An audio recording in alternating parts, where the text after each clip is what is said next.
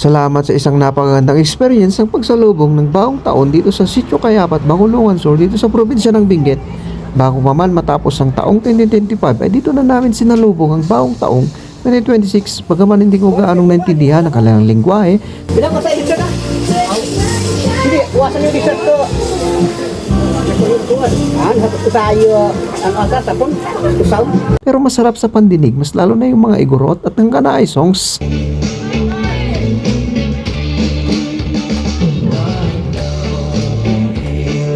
Nagpapasalamat nga pala ako sa nag-impita sa amin na si Benjamin Payangdo Camboy na siyang nag-opening prayer. Bago pa man matapos ang 2025, nagbigay muna ng pasasalamat sa lumikha. Ang buhay na sa uli, kaya ako si nakita mga mi, uri yung may sarulo ay activities mi, jadi ulung pa ay amag mi, kaya ako sa mga idea. At jadi mo di karara mi, sinagali sukuli amin. Amen. Mula sa naglalaki ang bundok na iyong matatanaw ay damang-dama mo rin dito yung sariwang hangin, napakalamig na klima at makikita mo rin dito yung mga sari-saring tanim ng mga gulay. Aking nasaksihan ang kanilang pagluluto dito ng kanilang tinatawag na watwat. Kung paano nila linuto yung karne ng baboy, hindi sila gumagamit dito ng maraming seasoning, asin, tuyo, suka ay sapat na dahil ito rin yung kanilang nakasanayan. Ito yung tinatawag nilang traditional na pagkain na tinatawag na watwat. Dito ko rin nasaksihan ang kalimang iba't ibang mga palaro.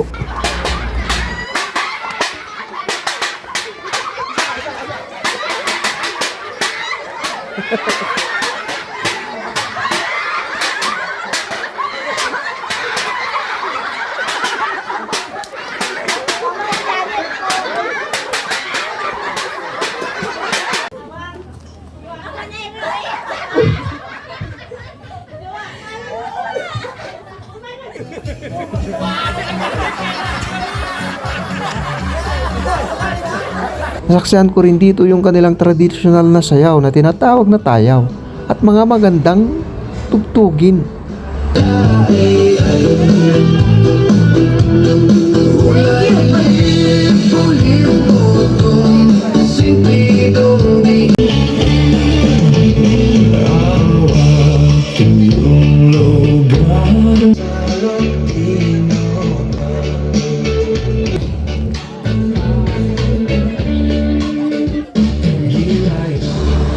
Muli, isa sa kaibang experience na ito ay muli akong nagpapasalamat sa naranasan kong ito sa bagong taon. Nandito mo lang mararanasan sa Kabinggitan. Sana ngayong bagong taon ay makamit na natin ang ating mga goal. Bagong taon, bagong buhay, bagong pag-asa. Hanggang dito lang muna mga karuba, hanggang sa muling pagkikita. Maraming salamat!